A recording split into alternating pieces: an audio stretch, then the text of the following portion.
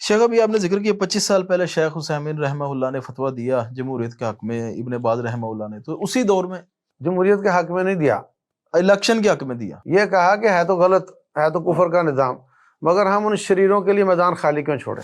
مطلب کہ چلیں سمجھ لیں کہ اگر الیکشنوں کو تھوڑا سا انہوں نے چلو جی تھوڑا سا انہوں نے ایک دیا، جواز فراہم کر دیے چلیں. تو شیخ اسی دور میں ایک بڑی تحریک انٹرنیشنل لیول پہ جس سے آپ کا بھی تعلق رہا، وہ جمہوریت کے اور الیکشنز کے سخت خلاف تھی. اب وہ بھی ان چیزوں کے حق میں ہیں اور باقاعدہ الیکشن لڑ رہے ہیں اور کمپینز چل رہی ہیں. تو آپ کیا سمجھتے ہیں کہ وہ بھی ایک شدت والا موقف تھا اور اس سے بالکل پھر ابھی الٹ ابھی ان کا جو موقف آیا ہے، تو کیا تبصرہ آپ کا اس بارے میں؟ نہیں یہ نہیں، ایسا نہیں ہے. اصل میں اس وقت دو باتیں ہیں نا کہ بھی غلط، جمہوریت غلط ہے تو حصہ بھی مات لو. صحیح. اس وقت بھی حافظ عبداللہ بہاولپور والے رحمۃ اللہ علیہ جو کہ سب سے شدید تھے ڈیموکریسی کے خلاف، لیکن وہ ووٹ دیتے، وہ کہتے تھے ووٹ دو اور پیپل پارٹی کے خلاف ووٹ دو، وہ کہتے تھے.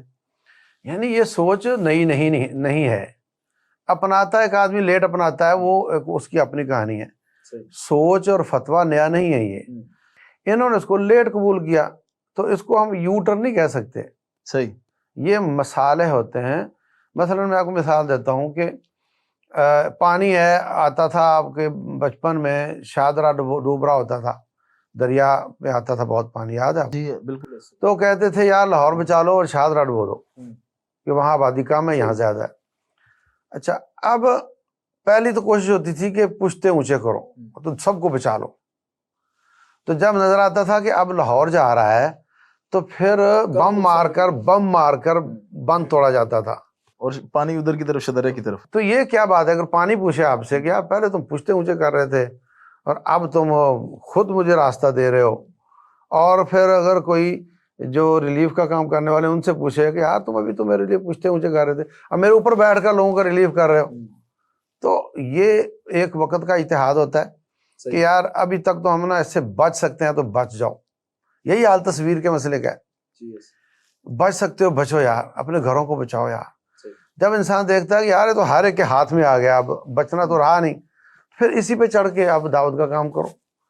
تو یہ کسی بھی تحریک کی زندگی ہوتی ہے کہ وہ موقع پر اپنا موقف موڈیفائی کر کے موقع سے فائدہ اٹھا لیتا ہے اسلام کے فائدے کے لیے. یہ ہے. اور اس میں بڑی ظرف کی بات ہے کہ ایک اتنا بڑا موقف رہا ہو اور اس کو پھر چینج کرنا اور لوگوں کی باتوں کی پرواہ نہ کیے. ہاں نہیں، بہت مشکل کام ہے، لیکن بہرحال یہ کوئی نیا کام بہرحال نہیں، پرانا ہی کام ہے.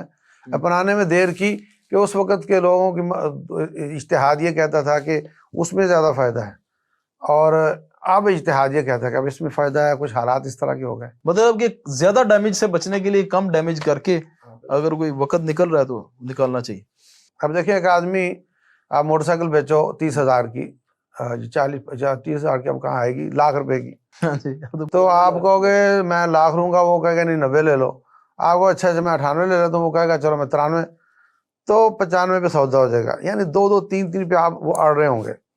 لیکن اگر آپ کے لاکھ روپے کسی کے پاس پھنسے ہوئے ہیں تو آپ کہو گے یار 60 ہی دے، وہاں پہ آپ کا پیمانہ ہی اور ہو جاتا ہے.